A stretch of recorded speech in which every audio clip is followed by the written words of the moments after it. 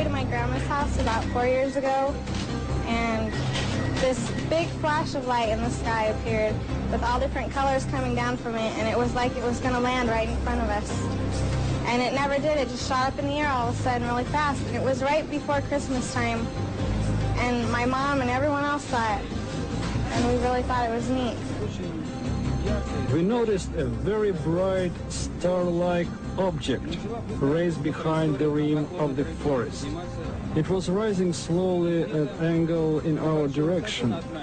Then, when it had reached a considerable height and was right above us, we saw a flash like an explosion. Then this object turned and disappeared out of sight of tremendous speed. While the sightings in the Soviet Union are sensational, the story of Gulf Breeze will play a major role in our program tonight. We're down here in Florida, where we've assembled a whole town full of people who say they've seen the UFO that's haunted this community since last November. The fact that we are in contact with the extraterrestrials shouldn't be hidden from the people. My name is William Coleman. When I was at the Pentagon, I was Public Information Officer for Project Blue Book. Before that, I was a fighter-bomber pilot, and I saw a flying saucer. We in the Soviet Union are interested in exchanging information on UFOs and extraterrestrials. The head's a very oval-shaped eyes, very narrow nose, slit for a mouth, slits for ears, no hair on the head, kind of a bulb-shaped head.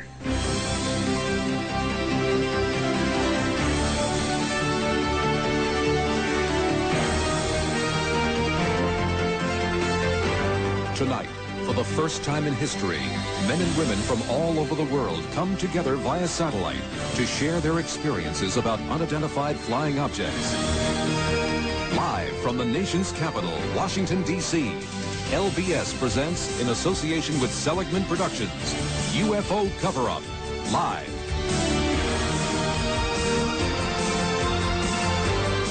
Please welcome the distinguished actor-producer, our host, Mike Farrell.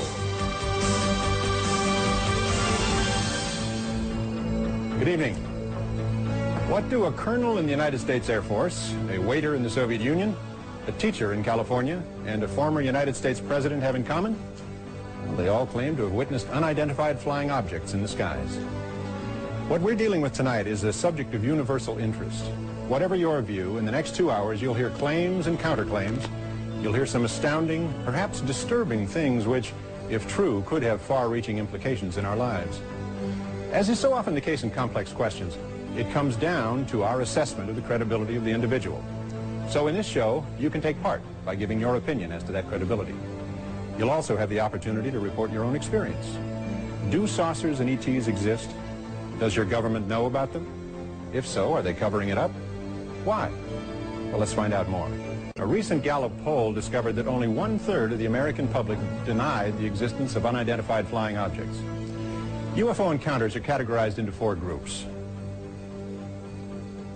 It was a U-shaped craft. I don't know how large it was because it's hard to scale distance in terms of how far I was. My sister and I were just walking around the block, and we looked up, and there were, lights on the bottom part of it that we could see as we looked up. And this person has experienced a close encounter of the first kind. You've had a close encounter of the first kind if you've seen a daylight disk or nocturnal light UFO at close range. On April 14th, 1984, hundreds of people in the small mining town of Morenci, Arizona, witnessed a huge boomerang-shaped object in the sky. Close encounters of the second kind are visual evidence of a UFO's landing, such as impressions made by the craft, burned or irradiated soil, trees, or grass. In August of 1979 in northern Minnesota, when Deputy Sheriff Val Johnson encountered a brilliantly lighted object, his vehicle was knocked off the road, the hood dented, 2 antennae bent, and a headlamp broken. In a close encounter of the third kind, which Steven Spielberg made famous, the witness observes or actually confronts the occupants of the UFO. Close encounters of the fourth kind include people who claim to have been abducted by extraterrestrials. In almost every case, abductees also claim to have been medically examined by the ETs and eventually returned home, unable to account for the missing time. Now, there is a nominal charge of $1 on your phone bill for each call to our 900 number. The phones are active only in the United States and Canada from 8 p.m. Friday, October 14th through 1 a.m. Saturday, October 15th, Eastern Daylight Time. So, if you've had a close encounter of the first kind, please call 1-900-400-6181. Close encounters of the second kind, call 1-900-400-6182. If you've experienced a close encounter of the third kind, please call 1-900-400-6183. That's only if you've had a third kind encounter, though, not if you've just seen the movie. If you had a close encounter of the fourth kind and you are back, we're anxious to hear from you. Please call 1-900-400-6184. Finally, if you have never had an encounter with an unidentified flying object, please call 1-900-400-6185. If you haven't had an encounter with a UFO and would like to, that's a long-distance call, and I don't have the number. Tonight, some of the world's leading UFO experts are joining us here in Washington, D.C. Now, welcome the author of The Search for Extraterrestrial Intelligence, the distinguished astrophysicist, Dr. Thomas McDonough. Dr. McDonough, welcome to the show. It's great to be part of this event. In your opinion, are we alone in the universe? Well, my own estimate is that just in our galaxy alone, there could be millions of planets that might be capable of sustaining life as we know it. The size of the universe is difficult to comprehend. In this galaxy, there are several hundred billion stars. Each one of these dots represents a galaxy, like our Milky Way. There are billions of them. So the sheer enormity of the numbers leads many scientists like myself to conclude that there must be life somewhere in the universe. Now, there are many theories about the origin of life. How do you think life first began in the universe? Well, that's where the cosmic cookbook of life comes in. It goes like this. Take one medium-sized planet and place it near an average-sized star.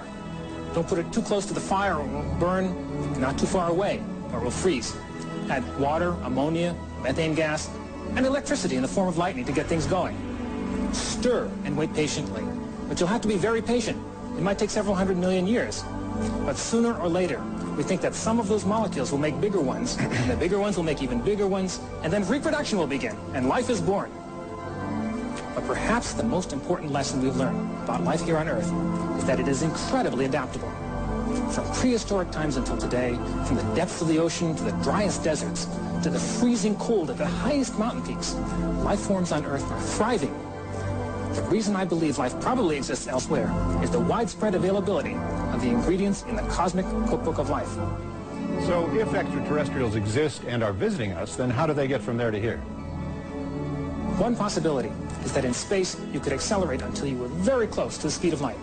With fusion rockets using the abundant hydrogen and helium already in space, so the rocket wouldn't have to be burdened carrying fuel, you could increase your energy by millions of times compared with conventional rockets.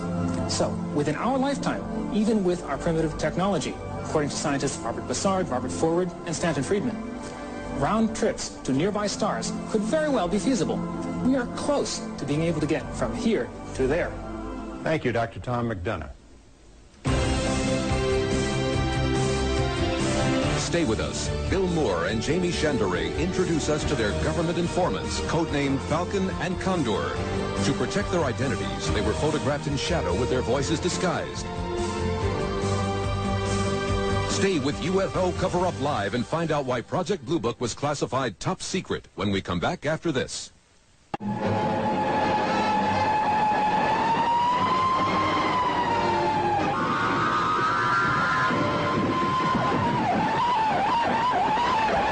Once again, live from Washington, D.C., your host, Mike Farrell.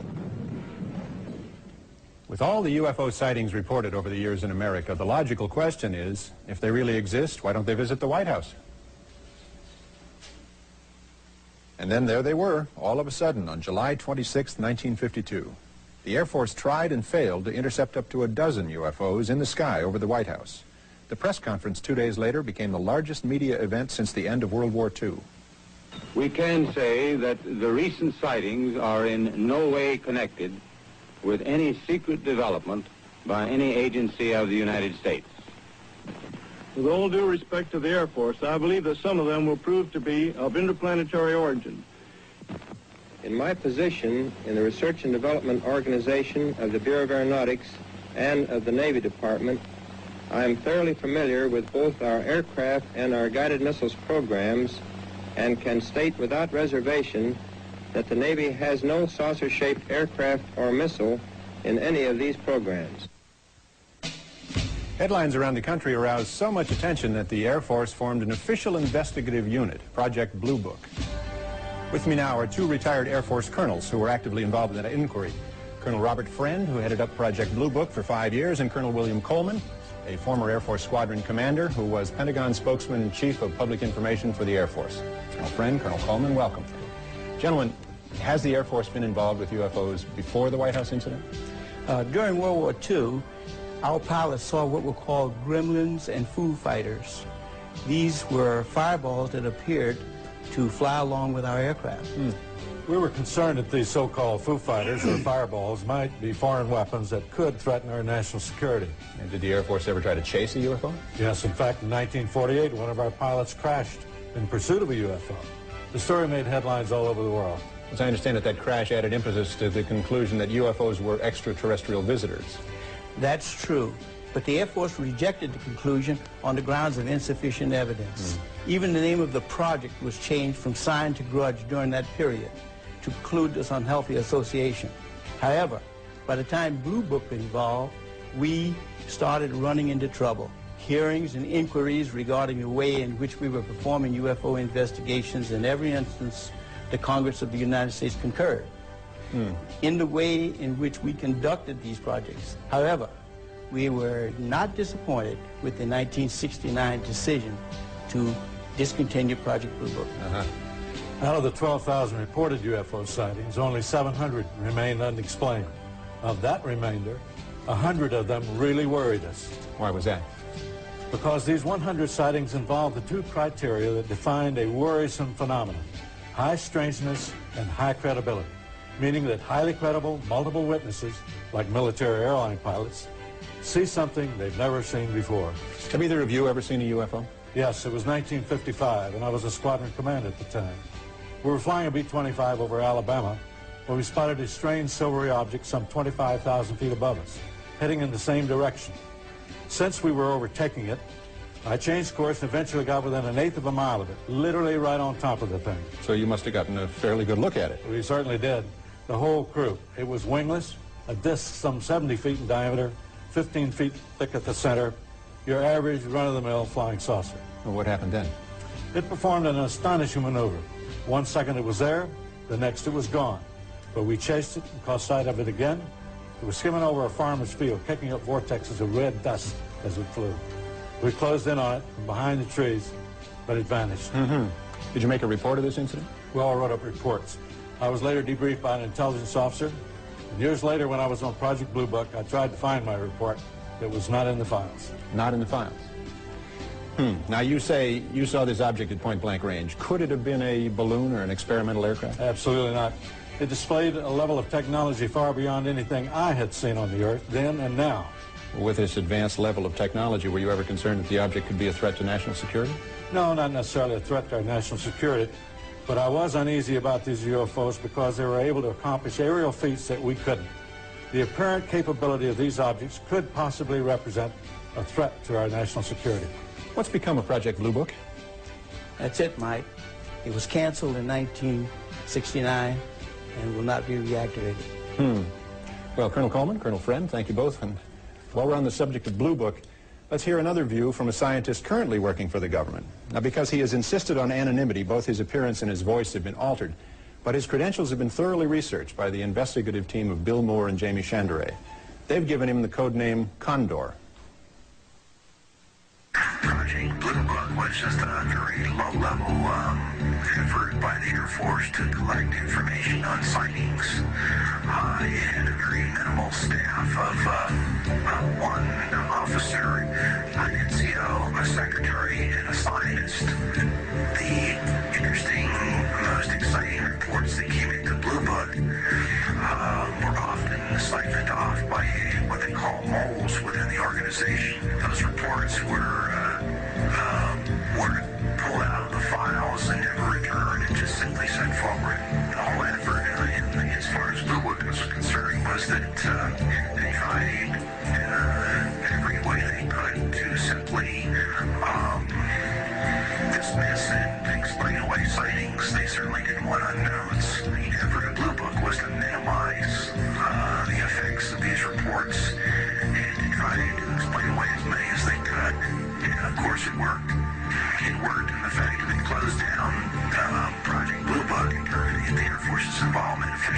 Force involvement, public involvement with the subject of UFOs. Of course, we know that they carried on with a covert operation after that. When Blue Book closed down, the official U.S. government position was that UFOs didn't exist, and Americans accepted this contention as fact. Or did we? Do you hear something? Hear what? I don't hear. Shh, listen.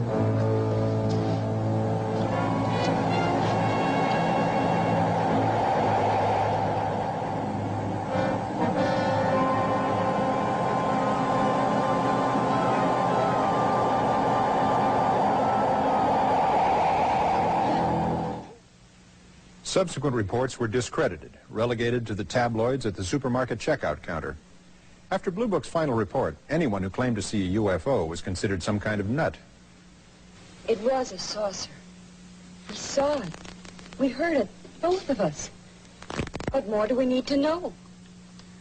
Well, we have to have time to think, to evaluate this before we sound off. So most sightings go unreported, particularly sightings by aircraft pilots.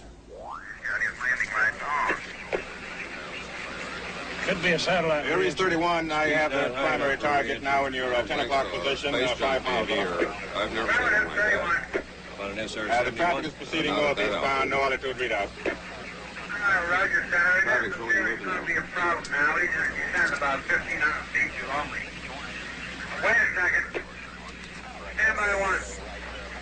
Okay, Senator. Aries 31, the traffic is turned. He's heading right for my windshield. We're turning right immediately and leaving flight level 350 now. Aries 31, descend and maintain flight level 310. Break, Allegheny 444, turn right 30 degrees. Get on order the 45th recon way. See what the hell they could be testing up there. An Aries jet descending to maintain flight level 310. This is Indianapolis 30, area test operation, restricted area 2508. With me now are Dr. Richard F. Haynes and Captain Neil Daniels. Dr. Haynes, now retired, directed research and development projects at NASA's Ames Research Center for 20 years. Welcome, Dr. Haynes. Captain Daniels. Dr. Haynes, tell us about pilot sightings that you've been studying. Well, Mike, I've dealt with over 3,000 pilot cases from all over the world, including some very skeptical pilots, I might add, who have since seen a UFO and completely changed their minds and risked their reputations. Why do you limit your research to pilots? Well, because pilots are very reliable and credible witnesses. Their jobs and their lives of their passengers depend on them. They must be aware of what's going on in the skies around them. Unfortunately, most of them ask for anonymity. Really, why is that? Well, I think it's because of fear of ridicule, or worse, fear of losing their jobs. I mean, no airline wants to be promoted with the slogan, "Fly us and see a UFO." Might increase business. Fortunately, we do have a pilot who has come forward and has enough courage to share his experiences. Captain Neil Daniels, who flew for United Airlines for 35 years. Captain Daniels, thanks for being here. Would you tell us about your experience with a UFO? I was piloting a flight from San Francisco to Boston on March the 12th in 1977. And at an altitude of 37,000 feet, I became aware of a blinding, bright white light out to the left of the DC-10. I estimated it to be at about 1,000 yards. And I don't know, the object could have been several hundred feet in diameter, but it didn't read on ground radar. Could you tell what it was? No. Could it have been a commercial flight or a military aircraft? Absolutely not. At the speed at which it departed, I've never seen anything like it. Was this object in any way a threat to your plane? The three compasses were indicating opposite directions, and the plane was veering off and banking to the left by a strong magnetic pull. Well, how did you and your crew react? The flight engineer kept repeating, I don't want to see it, I don't want to know about it. I don't want to know about it. Did you file a report? It was a short layover, and the FAA would have hassled me all night, so I let it go. So that was the end of that? Yes, but 6 months later, I was on a hunting trip with my boss, and I told him the story, and he said, "Gee, I'm sorry you told me that. Strange things happen to people who have these sightings." Strange things? Like what? Well, in my experience, people are fearful of losing their jobs or being transferred. So much for telling the truth. Well, thank you, Dr. Haynes, Captain Daniels, for coming forward on UFO Cover Up. Incidentally, Captain Daniels now lectures at San Francisco's Fear of Flying Clinic. I mean, flying airplanes, not flying saucers. This is American Flight 812 requesting...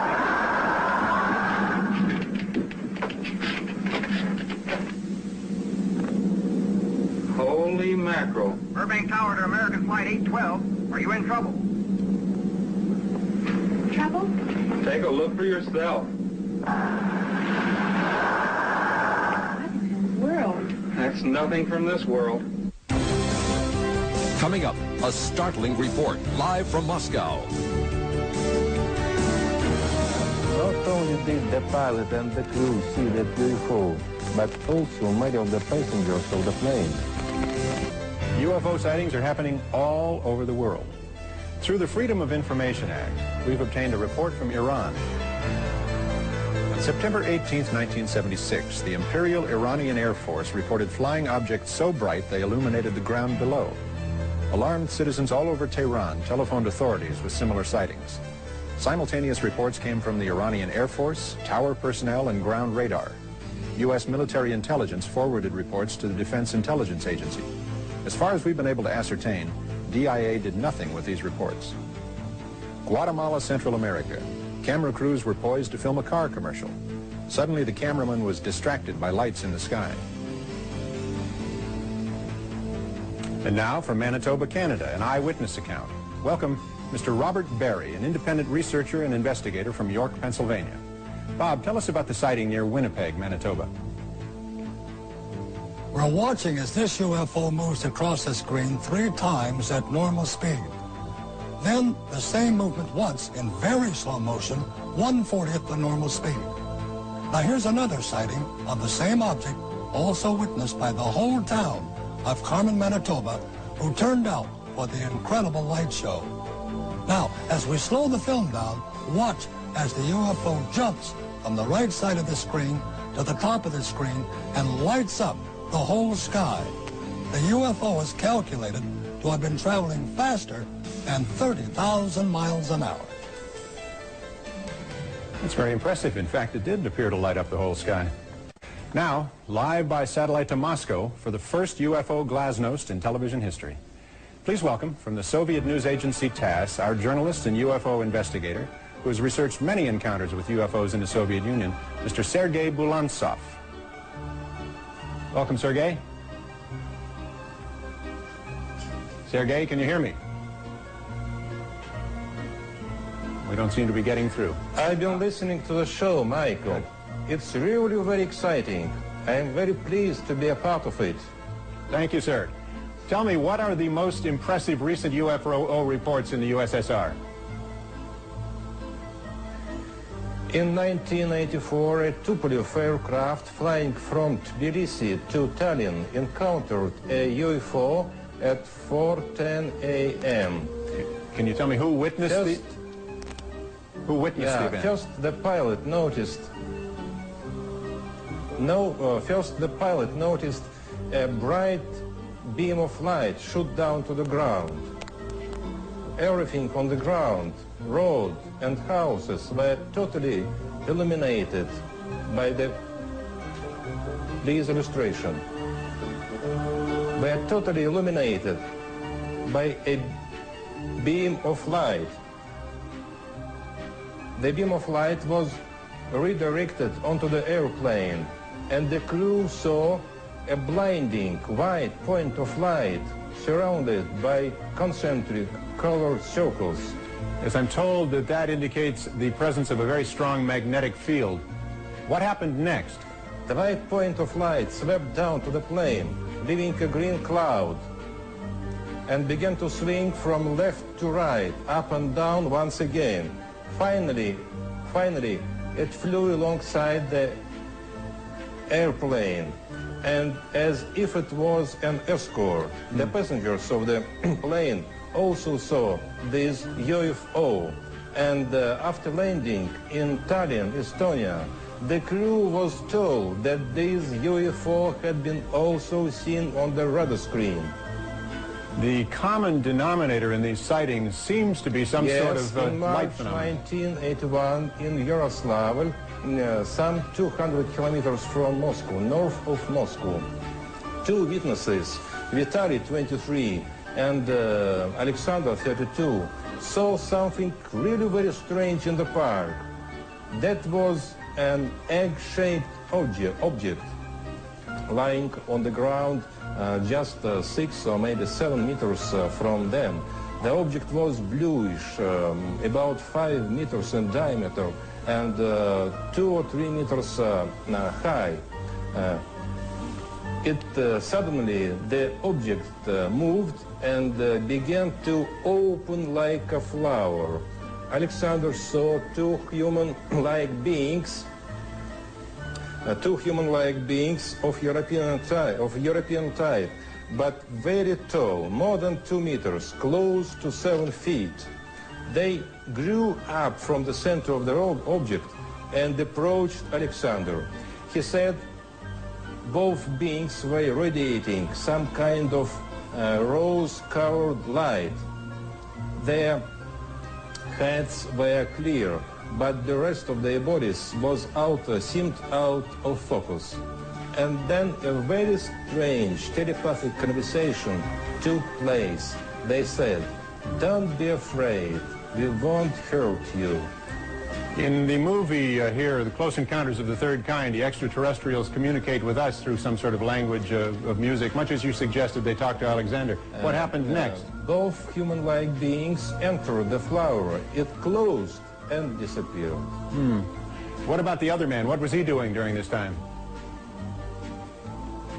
All this time he was sitting on the snow as if he was paralyzed. He didn't take part in the conversation. I don't blame him. Have you investigated any abduction cases in the USSR? Yes, in June 1975, near Borisovlevsk, south of Moscow, at 2 a.m., a Soviet army officer saw a very strange domed UFO aircraft on the ground. He approached it and saw two alien silhouettes inside. When he came closer, he felt something like an invisible wall and then lost consciousness. When he recovered, he saw an alien aircraft fly away. He thought about 15 minutes had passed, but when he checked his watch, much to his amazement, 1 hour had passed. And later, he had the same dream over and over again. He was flying over the UFO landing site. So he thinks he was abducted. That sounds actually very similar to some of the abduction stories we've encountered in the United States. I understand you have some photographs that you can show us? Yes, certainly. This one was made in Bulgaria, near Stara Zagora, in July of 1978. A married couple was drinking tea at their country house when they saw this hovering object. They took this snapshot with a Polaroid camera. And this UFO had been seen. Please change picture. Please change picture. And another UFO, this UFO, yes, this UFO had been seen near at the Murmansk region, near Finland's border. The same year, this snapshot had been reportedly made by the militia. Thank you, Sergei. Joining us now is Leonard Nikishin, Science Secretary excuse me, of the Working Group Extraterrestrial Intelligence in the USSR Academy of Sciences. Mr. Nikishin, I understand that you have thousands of reports of UFO sightings in the Soviet Union. Yes. Most of them were explained later as natural events, but some were mysterious and unexplainable. I feel these are extraterrestrial probes without life as we know it. You mean unmanned space probes. Was there any official reaction to UFOs from Soviet science? Recently, most scientists here dismissed them. But now the situation is changing. Several years ago, we formed a UFO group that included many investigators, scientists, cosmonauts, technicians, writers, journalists, and so on. In 1944, in 1984, we published an announcement in several Soviet newspapers asking anyone who had had a UFO experience to contact our organization. That's interesting. We're doing the very same thing tonight. What kind of responses did you get? Considering it only appeared to us, we were amazed to receive approximately 20,000 letters. Now we are attempting to approach the UFO phenomenon in a more scientific way in our search for methods to contact with extraterrestrial intelligence. Very good. Personally, I am sure we'll meet extraterrestrial at last, maybe sooner than we think. Thank you, sir. Sergei Bulontsov, Leonard Nikishin, thank you very much for all you've done so far. Stay with us and we'll get back to you.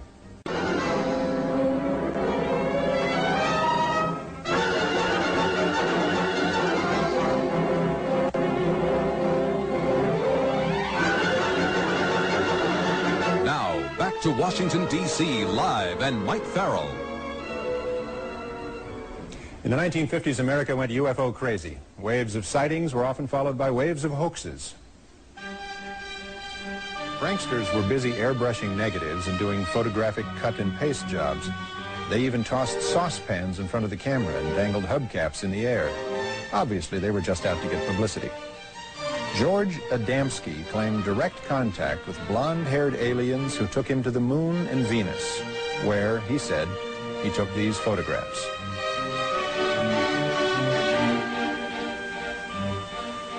Then came the Barker incident at a small airfield in West Virginia, where this film footage was shot. This was termed the Lost Creek Flying Saucer. Many people who saw this film believed that the hanging thing you see was in fact a UFO. We'll leave it to you. The 60s and 70s brought various groups of people who actually built saucer-shaped vehicles and attempted to fly them. And about 10 years ago, there began what we believe to be the most elaborate hoax of all. A Swiss farmer, Billy Meyer, claimed to have had direct contact with an extraterrestrial group from the Pleiades star system. Meyer produced photographs of what he called beam ships. And the occupants of these beam ships. Interestingly, one of the aliens looked very much like a Swiss fashion model, and the so-called beam ship was found in his barn.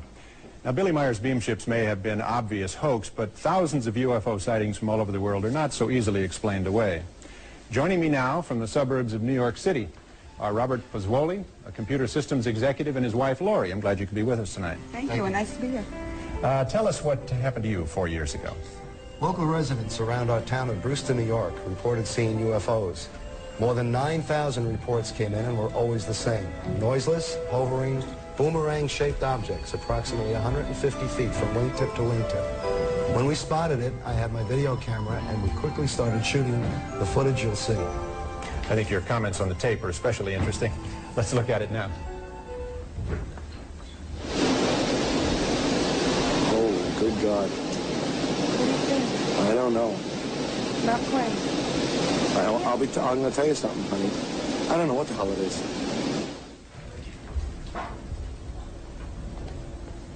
Tell me, what kind of effect this sighting has had on your life? Wow, we've become very popular. Well, that's certainly not bad, is it? No. Oh, Bob and Lori Pozzoli, thank you very much for joining us tonight. Thank you. Now, from the piney woods of East Texas on December 23rd, 1980, comes a bizarre close encounter of the second kind experienced by our next guests, Betty Cash and Vicki Landrum. Betty, Vicki, thank you for making the trip here tonight. Welcome to our show. Tell me, what happened to you that night? It was a very cold night. Vicki and I and her grandson were coming back from playing bingo. Suddenly, little Kobe noticed a bright light in the sky above the pine trees. A tremendous amount of heat was coming from this diamond-shaped thing. Fire was coming out of the bottom of it. When it moved, it made a swishing sound, and there was a beeping the entire time, a deafening beeping. that I still hear in my mind at night. All three of us got out of the car, and Toby and I got right back in. I just stood there terrified for about 10 minutes. The object lit up the surrounding pine woods like it was daylight. I was burning, my skin was burning. Well, you must have been terrified. How long did the craft hover over you? Oh, about 20 minutes. Fire was coming out of the bottom like a blowtorch. It lifted up and then flew over the trees. That was when we saw the helicopters come out. The helicopters? Colby County, 23 of them. And I understand, in fact, you later identified them as CH-47 Chinook military helicopters. Yes, it seemed that they were trying to escort the craft somewhere. It looked like they were about to collide. The roar sounded like a tornado. When we got home, I washed Colby off and put him to bed. When the water touched his skin, he cried out like he had been burned, as if he had been in the sun too long. And I was too sick to work the next day. My eyes swelled closed and welts appeared on my face and head. I thought I was going to die. Dickie came and took me to the emergency room of the hospital. They treated me like a burn patient. Over the next few days, I kept losing big patches of skin on my face, and about half my hair fell out. They kept me in the hospital over a month with no improvement. It seems to me it takes remarkable inner strength to survive an ordeal like that. How are you doing now? I have cancer. I was operated on in March 1983, and the doctors could not say if they got it all. Now some days I'm okay, other days are terrible. Has the government ever expressed a willingness to take responsibility for this thing? No, and I'm mad as hell, and disappointed with the government of our United States. Well, I don't blame you, Miss Cash. And Ms. Landrum, thank you for joining us in Washington. I think you two are extraordinarily courageous ladies. Thank you. We'd like you to, thank you. We'd like you to see this exclusive videotape of a man we know only as Falcon. We asked him what the truth was concerning your case. The Cash Landrum incident, the craft that was observed was a alien craft piloted by military aircraft pilots. Although they had been trained and were somewhat familiar with the craft, they found that the aircraft did not respond to certain controls. They radioed that they thought the craft was going to crash. Standard procedures for the military in a situation where an aircraft was going to crash, the military would send up search and rescue helicopters. The helicopters were following the craft. The craft experienced severe problems. It was thought that the craft was going to crash. However, this craft did not crash. Here are two hypotheses. One, the UFO Betty Cash and Vicki Landrum saw was actually an aircraft developed by the United States government. Another possibility suggested by Falcon is that it was a craft given our government by extraterrestrials. Rosemary Osnato, a commercial graphic artist, lives in New York City's East Village. Rosemary suffered a broken kneecap last year and is recuperating from the injury. Al Hassim lives in the Bronx with his wife and 11-year-old daughter and works the 4 p.m. to midnight shift for the telephone company in Manhattan. In his off hours, Al likes to play guitar and write songs. Lisa Salviano of Lake Hiawatha, New Jersey is 24, married, and pregnant with her first child. She works as a secretary in Morristown, New Jersey. These three ordinary individuals, unrelated to one another, share one extraordinary experience. With the guidance of a psychiatrist, Dr. Rima Lebo, they have been able to relive deeply buried memories that will astonish you. Under hypnosis, the subjects are put into a relaxed state in which they can recall these disturbing memories. And once regressed, they relive the experience in real time, often very emotionally, moment by moment. They re-experience what they went through the first time, though it may have taken place months or even years earlier. Now, please watch as we replay portions of their hypnosis session now.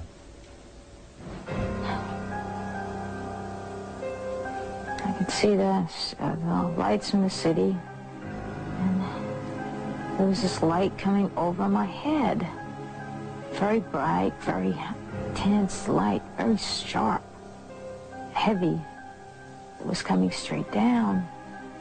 Kept looking to see what was on the roof. I'm trying to see what it is. I can't see what it is. What's preventing you from seeing it? Because it's so bright, I can't look through the brightness to see what it is. I was woken up. I was sleeping. And I woke up. There's somebody outside my window.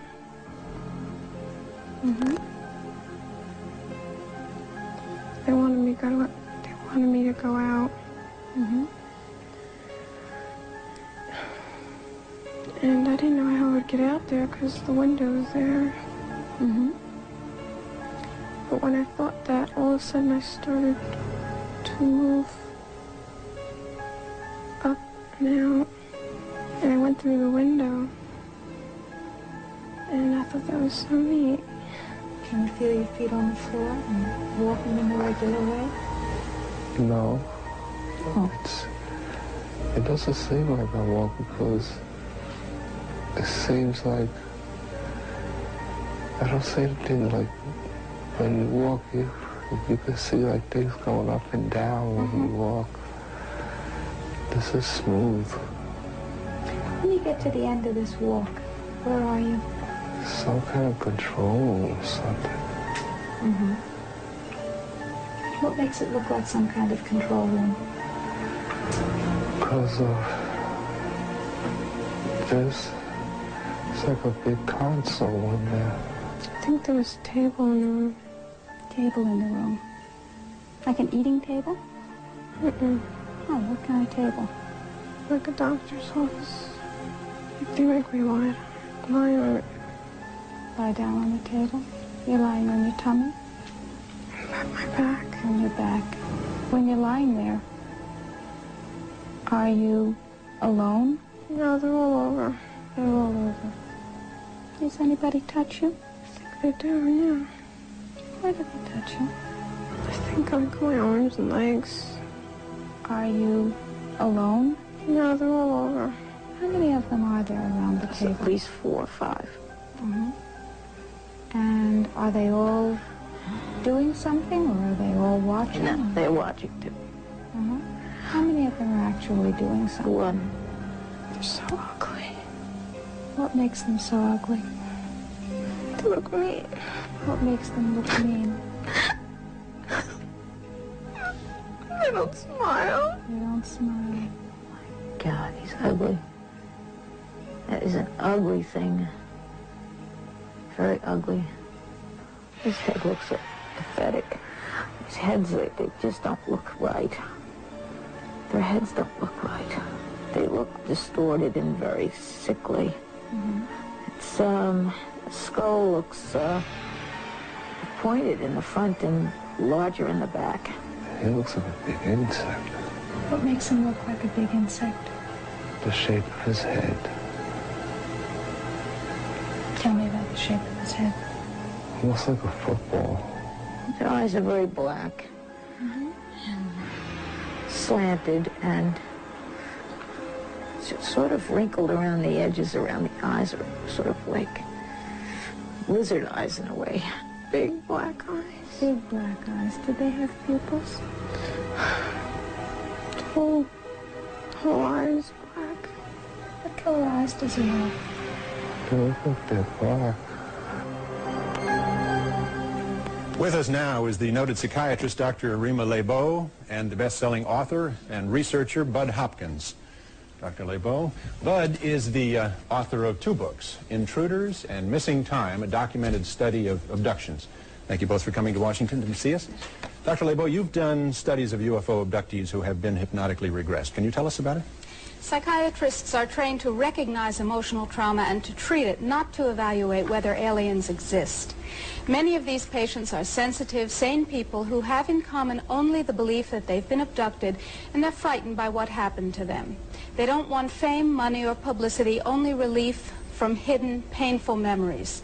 Now, skeptics question the use of hypnosis. However, careful examination of the material shows its usefulness in these traumatic situations.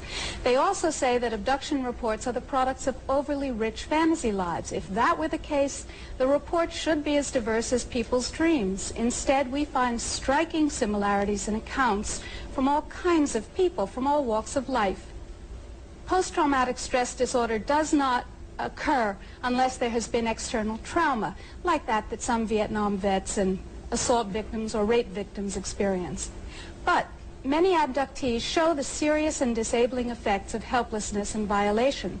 With proper treatment, these symptoms can be relieved. Bud Hopkins, must everyone who claims to have been abducted be hypnotized? Absolutely not necessarily at all. In about 25% of the cases, there is no memory loss at all. In the other 75%, the loss of memory seems to have happened because their abductors put them in something like a hypnotic trance state.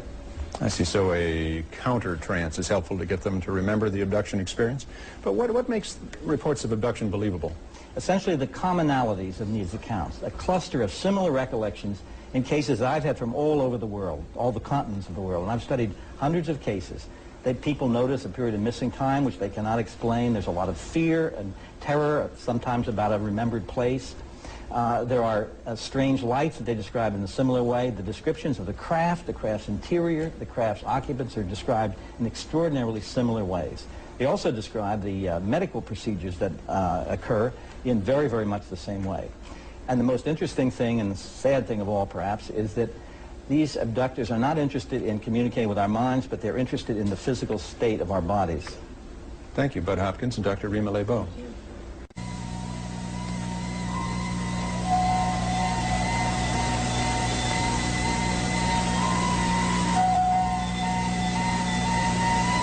Come. I will show you wonders you have never seen before. UFO Cover Up continues live from Washington, D.C. with our host, Mike Farrell. One of the most intriguing UFO stories occurred in July of 1947 in New Mexico. With me now are Bill Moore, co-author of the Roswell Incident, and nuclear physicist Stanton T. Friedman. Both of these gentlemen have done extensive research on this case. Thanks for joining us. Bill, how many people were involved in the New Mexico incident? We have personal testimonies from about 100 people. One of the most important of these people was Bill Brazel. Brazel's father managed the land where the incident took place. Apparently a UFO had been caught in a thunder and lightning storm while in the area. The next day, Brazel's father went out on horseback to check for property damage and came upon the wreckage of a strange aircraft which fanned out for nearly half a mile. The corpses were found a couple of miles from the site of the crash. Wait, just a moment. Corpses? Dead alien bodies, called extraterrestrial biological entities, EBEs if you wish. We got reports that they appeared to be small humanoid bodies with large hairless heads, wearing one-piece seamless gray skin-like clothing. We assume they must have ejected from their craft with some kind of ejection capsule. The Air Force came and recovered the bodies and took them away for autopsies. Gentlemen, autopsies, EBEs, is rather unsettling information. Level with us. What do we know to be fact? We know these are the facts. A very strange spacecraft exploded. Pieces of the craft were recovered. Several bodies were found and removed along with the wreckage. We can prove the story was covered up very quickly at the highest level and given a classification above top secret. Flying saucers are real, period. The first person sent by the Air Force to investigate the crash site and to take care of the wreckage was a Major Jesse Marcel. Let's meet his son, Dr. Jesse Marcel, who was 12 years old at the time and, needless to say, has never forgotten that incident. Welcome, Dr. Marcel. Nice to see you. Jesse. Phil. Jesse. Doctor, tell us, if you will, about the night your dad came home from that crash site. My father came home with his car loaded with debris after investigating the crash site. He brought the material into the house where he, my mother, and I sorted through the stuff. Among the litter was a foil-like sheathing alloy. It was metallic and it looked like the skin of an aircraft, but it was unlike anything I had ever seen. Also, there was an I-beam about 1 foot to 1.5 feet in length, about 1/2 inch across. The inner surface had hieroglyphic-like symbols on it, like Egyptian symbols, as I recall them. And what was the Air Force's explanation of all this? The explanation was that a weather balloon had crashed. Did your father think it was a weather balloon? Anything but. I believe the meaning behind his words was that he suspected there might have been some kind of cover-up. What happened to all this debris you've described? Well, the debris which had been removed was never seen again. It was taken from your house? At Carswell Air Force Base in Fort Worth, Texas. Now, Dr. Marcel, you've examined the material firsthand. You've had a long time to think about it. What is your assessment of the Roswell incident? I held the material in my hand. It was not from this earth or this universe. That's what I think. We're not alone. Thank you, gentlemen. Now, if this story is true, then we have to rethink the government's role in the history of UFOs. The government, in fact, may have had the answer in their hands over 40 years ago. The United States Air Force has played a major role in America's attitude toward unidentified flying objects. Here's another account of how the Air Force dealt with such phenomena. With me is author and filmmaker Robert Emmenegger and former security manager and chief of requirements for the audiovisual program at Norton Air Force Base, Paul Schartle. Gentlemen, Mr. Emmenegger, how did you get involved with UFOs? Well, it was in 1973 when I was vice president at Gray Advertising, and I took time out and went to Norton Air Force Base to explore subjects for television specials related to the Defense Department. While discussing several of the subjects, UFOs came up, and Paul here told us about a film of a landing of alien crafts at Holloman Air Force Base about 3 years earlier. What did you see, Mr. Schartle? I saw footage of 3 disc-shaped crafts. One of the craft landed and 2 of them went away. Why did it land? It appeared to be in trouble because it oscillated all the way down to the ground. However, it did land on 3 pods. A sliding door opened, a ramp was extended, and out came 3 aliens. What did they look like? Well, they were human-sized. They had odd gray complexion and a pronounced nose. They wore tight-fitting jumpsuits, thin headdresses that appeared to be communication devices, and in their hands they held a translator, I was told. A Holloman base commander and other Air Force officers went out to meet them. You actually saw these aliens on the film? Yes. This film footage sounded very, very special, and we wanted to use it as the ending of our television special. And did you? Was it in your special? Well, although the Pentagon had been very, very cooperative all the way, at the last minute the film was confiscated and we lost the whole finale of our show. But what I saw and heard was enough to convince me that, you know, the phenomenon of UFOs is real, very real. Mr. Schartle, what did your superior officers tell you? I was told it was theatrical footage the Air Force has purchased to make a training film. Well, that sounds plausible, doesn't it? Well, if it were a theatrical film, why didn't I have a record of this? It was my job to keep accurate records of all audiovisual purchases. Is there any other reason that you feel this was not a theatrical film? Yes, it was too real. The people who were shooting that day were Air Force personnel. Lucky for us, the day they were shooting, they were doing an acceleration test. Yeah, well, it's too bad we couldn't get that footage from the Air Force. Gentlemen, thank you very much for being with us tonight. One of the most compelling sightings in recent years took place in Gulf Breeze, Florida, where over 100 people witnessed a UFO. I believe Gulf Breeze will turn out to be one of the most important UFO cases of all time.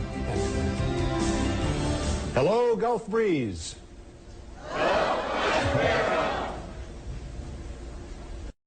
Something is happening in Gulf Breeze, Florida. Rod Serling himself couldn't have come up with a stranger sequence of events. Gulf Breeze is a beautiful, affluent community of 6,000 on a peninsula near Pensacola, Florida. It is here, on a quiet residential street, that a person known to us only as Ed spotted a strange object floating above his house. November 11th, 1987. Ed snapped 5 photographs that day and changed his life forever.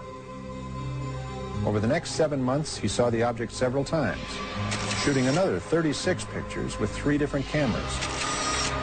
Witnesses include his wife and kids, family, friends, neighbors, and even city officials. 2 other people allegedly photographed the same object. Could it be a secret military device? Gulf Breeze is literally surrounded by military bases, but the public information officers disclaim official knowledge of any UFO. Now here's Ed's photograph of a UFO. Notice the strong blue beam that Ed claims first paralyzed him, then levitated him and dropped him. Clumsy aliens? This is the most famous of Ed's photographs, which he took weeks later through the windshield of his truck. The UFO hovers just 3 feet off the ground, its beam reflecting off the asphalt. Ed says he was partially paralyzed again, but escaped this time. This is Ed's home video, shot as he crouched in the bushes near his home. The UFO retraces its path, rotating as it travels through the same airspace. Notice how it goes behind the trees, in and out, reversing direction and coming back. Now, Ed is a respected family man, runs a successful business, and has shunned all publicity and declined to be on our show. What about it, Gulf Breeze? Is there really something going on down there, or is it all an elaborate hoax? Dwayne Cook is editor of the Gulf Breeze Sentinel. Donald Ware is a UFO investigator who claims to know of 153 first-hand witnesses who have seen the object. Jerry Brown is the chief of police in Gulf Breeze. Don, you're an ex-Air Force officer who's firmly convinced something extraterrestrial has been appearing in the skies around, above Gulf Breeze. What convinced you? Mike, one couple had 22 encounters, including 18 separate photographic sessions in a 5.5-month period. And many independent witnesses, highly credible, also reported seeing the same objects that were photographed. All right. 4 people reported seeing the aliens, 6 reported blue beams coming from the UFO, and 10 have reported periods of missing time. Okay, how about you, Chief Brown? I take it you're not convinced. No, sir, I'm not. We are have one of the busiest airspaces in the country, and not to say that all these people here are lying, not telling the truth. I firmly believe they are seeing something, because at any time or any place there's different lights, different things that you can see. Mm-hmm. What I don't believe is the things the local papers and the TV media has put out of a flying saucer with beings from another planet. I just simply don't believe that, Mike. Okay, Dwayne, I guess you could say that you're the fellow responsible for stirring this up. Your paper has faithfully supported Ed's story, much to the consternation of many of your neighbors. Well, I guess you could say we have stirred it up, Mike, but I really can't say I'm aware of any too much consternation. Most of Gulf Breeze really believes Ed's photographs and his story. Mm-hmm. Just like they believe the 100+ other witnesses that have seen it, most of which are here tonight. Now, reporter Mark Curtis in Pensacola has followed the saga of the Gulf Breeze UFO from the very beginning. What were your initial thoughts? Mike, I was amazed at the detail and clarity of these photographs, but I was very skeptical. So we brought in some photographic experts to look at them, and none have been able to tell that these pictures are fakes. Also, Ed has taken 2 lie detector tests and passed them both. Aside from the picture, though, this is the story of the witnesses and the people. Charlie Summerby and his wife Doris saw this object last November. Charlie, if you could tell us what you saw. Well, it was right after the sunset over East Bay. We saw this circular object. It was bluish-gray in color, and with light shining out through portholes. And the really amazing thing was, there was no sound. Jesse and Alice Bertram, please join us. Jesse is a youngster here. He was playing with a friend last December. Tell us what you saw. We were climbing a tree, and we saw a blackish-white object, and it was moving. Then it disappeared. We ran behind the Gulf Breeze Elementary School, and then we saw it moving again, then it disappeared. Mrs. Bertram, what did you do? Did you believe these youngsters when they told you this? No, I didn't. I'm a skeptic anyway, but I had them sit down at different ends of the table and draw what they saw, and the pictures were identical, and they matched what were in the newspaper. One of the most interesting sightings came from Jeff Thompson. Jeff, if you join us and tell us what you saw in the morning during the daylight on November 11th. Yeah, it was November 11th at 8:10 in the morning. A UFO came within 400 feet of me at treetop level.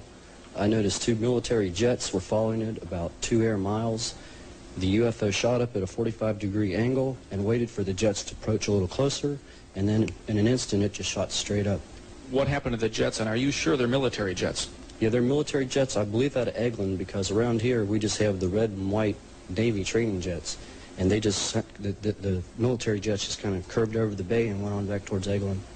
This may just be the tip of the iceberg. How many people in this room tonight have seen a UFO? Raise your hands, please. Wow.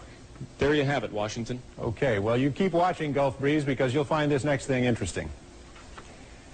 UFO Cover Up worked closely with 2 of the nation's leading experts in photographic analysis in an attempt to shed some light on the photographs taken by the man called Ed. Dr. Robert Nathan has been with the Jet Propulsion Laboratory for 16 years. During that time, he's exposed many UFO photos as hoaxes. Our staff gave Dr. Nathan several of the negatives in the hope that his advanced techniques in computer enhancement would shed some light on the controversy. I'm not too comfortable with the Gulf Breeze photographs. I feel that many of these images are double exposure photographs. The craft in many of these images seems to be a different focus, that they're either more sharply focused or fuzzier. than the surrounding background objects. The spacecraft appears to be rather bright. It's as if there is some kind of external light shining on it. The situation that would arise if the craft were in a room at an earlier time with room light shining from all directions. It seems that in quite a few of these pictures, the very top and bottom of the spacecraft are very sharply cut off, whereas the rest of the image is rather fuzzy, giving me the feeling that there was some kind of cut and paste onto some surface. It appears that with every photograph where this object appears, that it's against a relatively uniformly dark background, the kind that you need for double exposure. When you add two images together, you get the intensities added, and even though the portholes, if that's what they are, appear rather dark, they're never darker than the background sky. I've been chasing these UFO sightings for over 30 years. I would have liked to have said differently, but I'm afraid the Gulf Breeze photographs just don't check out. Thank you, Dr. Nathan. Now, to make things perfectly clear, a man who takes a completely different view is Dr. Bruce Maccabee, an optical physicist working for the U.S. Navy who has explained many UFO photos in the past. Dr. Maccabee, you've spent hundreds of hours studying these images, and you've come to the conclusion that there's no hoax involved in this case. Is that correct? Yes, Mike. Dr. Nathan has studied only a few of the photographs. I, on the other hand, have analyzed all the photographic evidence, which includes stereo photos that allowed me to calculate the distance and size of the UFO. I have also analyzed the videotape. I have asked myself, if the photographic evidence were a hoax, how was it done? I have considered many methods for creating trick photos. Each method can leave a characteristic flaw within a photo. And I have searched for such flaws. For example, I have looked above each UFO to see if there is a fine line indicating it was suspended by a string. I have looked below each image to see if there is any indication it was resting on a table or a post. I have looked for reflections in glass, double exposures, and photographic montages. I have found that none of these methods had been used. Therefore, after many, many hours of analysis, I have found nothing in the photos which could refute the sighting reports. My opinion is that the photos are genuine and these crafts are not from here, unless there's some race other than the human race operating them. Thank you, Dr. Maccabee, for your analysis. Earlier in the show, we met Bill Moore. Joining us now is Jamie Chanderet, a television producer and director. Both began regular contacts with government agents regarding UFOs 6 years ago and amassed an enormous quantity of information about the government's UFO program. Welcome, gentlemen. Bill, tell us how you first got involved. I got a phone call after appearing on a radio show from a man who said, "You're the only person we've heard talk about this subject who seems to know what he's talking about." He convinced me that he was a government intelligence agent and wanted to begin disseminating some information about UFOs to the public. And the man Bill is referring to is Falcon, whom we've seen in shadow to protect his identity. That's right. I didn't think that I could handle it all alone. The volume of material I was getting from Falcon was rather mind-boggling, so I got together with Jamie. And we joined forces in June of 1982, and Falcon told us about MJ-12. MJ-12 functions as a policy-making group relating to extraterrestrial activities and contacts and UFO activities within the United States. They make the policy, obtain presidential approval, and then field activities implement the policies. How did you acquire the MJ-12 documents? Well, they were mailed to me in a plain brown envelope, which contained President Truman's executive order establishing MJ-12 and the briefing document to President-elect Eisenhower, informing him of the 1947 crash in Roswell, New Mexico, and the recovery of alien bodies. Now then, there were follow-up postcards, Ethiopian picture postcards mailed from New Zealand with puzzles and riddles. Right, the puzzles were clues. For example, for a stylish look, shop Suitland. This led us to the National Repository in Suitland, Maryland, where we discovered the existence of top-secret documents and filed a Freedom of Information request, which led us further to the Cutler-Twining document. Now, all of our meetings with Falcon were secret. Now, wait, gentlemen. Riddles, postcards, secret meetings, code words. Didn't you suspect somebody was pulling your leg? Well, we always look for a hoax, but within every clue, there was always some verifiable fact. So you were able to verify MJ-12? Validating MJ-12 was difficult because we couldn't find any government agency that would admit publicly that they were aware of MJ-12's existence. Well, so without validating it, how do you get from there to here? Well, after hundreds of hours of research, we're working with experts trying to validate the documents. But most important, The contacts have grown to include Falcon and 9 other government agents. Now, why do you believe them? Well, because we've been able to meet with them, we've been able to check and verify credentials, and it's clear that they are in secret, need-to-know positions. Falcon's position, for example, gives him access to the MJ-12 infrastructure. Why don't we just hear it in his own words? MJ-12 was a group of people within the government. MJ-12 was created by President Truman in the early 50s. And their job was to investigate, keep track of information pertaining to UFOs. Part of their job was scientific advancements. But their primary purpose was to keep track of the information coming in on UFOs and to analyze the information, both scientifically and in a way that would advance our technology. There are government officials and elected officials that are automatically briefed on the existence of the MJ-12 activities. These officials include the President, the Vice President, as elected officials, the Director of Central Intelligence, and the Director of the National Security Agency. The MJ-12 policy is headquartered at the Naval Observatory in Washington, D.C. The United States Navy has the primary operational responsibilities of field activities relating to the MJ-12 policies. All information gathered in the field, not necessarily by Navy personnel, is transmitted to the Navy for analysis. Other known government agencies feed information to MJ-12 through a top-secret cover project known to us as Project Aquarius. Now, MJ-12 connects to select individuals within the National Security Council, the Joint Chiefs of Staff, the White House Intelligence Unit, the National Security Agency, the Central Intelligence Agency, and the Defense Intelligence Agency. The research is conducted, the data classified and cataloged, all under the umbrella of strictest national security. The MJ-12 table of organization created by Moore and Chanderet purports to give us an understanding of a complex intragovernmental chain of command existing solely to oversee, organize, and administer the data on UFOs and ETs. Gentlemen, thank you very much. Thank you. An astonishing account of alien corpses found in the desert. Next on UFO Cover Up Live. What Bill Moore and Jamie Chanderet's source, Falcon, told us about aliens will astonish you. LBS Communications and Seligman Productions makes no claim in favor of or against the truth and accuracy of this material. We ask only that you watch and listen and make up your own minds. Now, if you feel a congressional investigation is warranted to get the facts about UFOs out to the American public, please call this 900 number. If you feel an investigation is not necessary, call this number. Bill Moore and Jamie Chanderet have checked and verified Falcon's and Condor's credentials. Peter Leone also met Falcon, and here's his statement. I met with a government intelligence agent with the code name of Falcon in 1983 with Jamie and Bill at the time that I was an executive producer of news for the CBS station in Los Angeles. And at the time, we verified as authentic his credentials. And then again in 1987, we met again with Falcon and again verified his credentials. I'm satisfied at this time that he is who he says he is.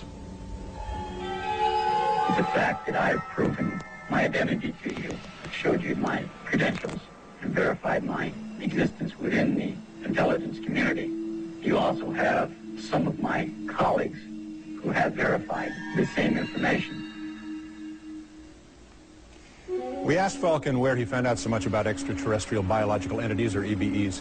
This book, or it's called the Bible within the MJ-12 community, contains historically everything that occurred from the Truman era up through the 3 aliens being guests of the United States government, technological data gathered from the aliens, medical history gathered from dead aliens that were found in the desert, autopsy information gathered from dead aliens found in the desert, and information obtained from the extraterrestrials regarding their social structure and their information pertaining to the universe. Was there an additional source of information? Currently, as of the year 1988, there is one extraterrestrial being. He's a guest of the United States government, and he's remained hidden from public view. The Yellow Book is a book that was exclusively written by the second alien. The book relates to the aliens' planet, solar system, suns, the culture and society makeup on the planet, the social structure of the aliens, and the aliens' life among Earthlings. What was most intriguing to me in my experience with the aliens is I believe, an octagon-shaped crystal, which when held in the alien's hand and viewed by a second person, displays pictures. These pictures can be of the alien's home planet or pictures of Earth many thousands of years ago. We asked where the EBEs came from. He was in the Zeta Reticuli star group. Now Condor tells us about a deal our government made with the aliens. From what he understands, an agreement signed between our U.S. government and the extraterrestrials. And essentially the agreement says that we won't disclose your existence if you do not interfere in our society. And we allow you to operate from a designated base here in the United States. It's in the state of Nevada in an area called Area 51 or Dreamland. The extraterrestrials have complete control of this base, which is located in Nevada. My understanding is that 3 different aliens of the same species have resided within the United States from 1948 or 49 until present day. The first alien was captured in the New Mexican desert after its craft crashed. The alien, which was named Eva by the government, was kept in captivity for 3 years. We learned a great deal of information about the aliens' race, culture, and spacecrafts. The second alien was a part of an exchange program. I don't recall what year that alien visited. The third alien was also part of an exchange program and has been a guest of the United States government since 1982. We asked what they looked like, you know, a run-of-the-mill EB. A creature about 3'4" to 3'8" tall. Their eyes are extremely large, almost insect style. Their eyes have a couple of different inner lids. The bays were extremely bright, probably 2 to 3 times as bright as our sun, I think. They have just 2 openings where our nose would be. They have a small mouth. They have no teeth as we know it. They have a hard gum-like area. Their internal organs are quite simple. They have a one organ which does the job of our heart and lungs. Their digestive system is really simple. Their skin structure is extremely, it's a very elastic skin and hard, probably hardening from their sun. They have some basic organs. Their brain is more complex than ours. It has several different lobes than ours have. Their eyes are, where our eyes are controlled by the back of our head, theirs is controlled by the front of the brain. Their hearing is quite better than ours, almost better than the dog's, small areas. Their sexual organs are, they have males and females. Their kidney and bladder is one organ. They excrete waste. They have another organ, which I don't know if our scientists determined what it was for, but they believe it's to transfer the solid wastes and the liquid wastes. They have hands without thumbs. They have 4 fingers without any thumbs. Their feet are web-like, small web-like. So many questions occur. Do they believe in a supreme being? What's their intelligence level? What's their average lifespan? It's approximately 350 to 400 Earth years.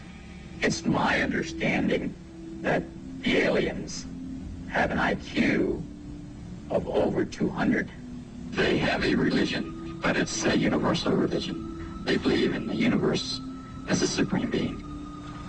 The aliens enjoy music, all types of music, but especially ancient Tibetan style music. We ask about their diet. They do eat vegetables. They like vegetables. And their favorite dish or snack is ice cream, especially strawberry. Well, the next time you're in an ice cream parlor, just quietly notice who orders strawberry, okay? As a wrap-up, Falcon and Condor said to us, I personally feel that this information should be presented to the public. There's only a small portion of the information that we've gathered from the extraterrestrials that should be safeguarded or classified. Condor also suggested he'd like to see a congressional hearing on the subject. Interestingly enough, he, Falcon, and a third source have agreed to meet with the senator's staff to discuss all of the information they claim to have concerning UFOs and aliens. From this meeting, a Senate investigation could ensue. Now, if this is true tonight, we're witnessing history in the making. We're back by satellite with our contacts in Moscow, USSR, and more of UFO Cover Up Live. Once again from TASS, here is Sergei Bolantsev. Tell us again, Sergei, about the preliminary findings from Tunguska in Siberia.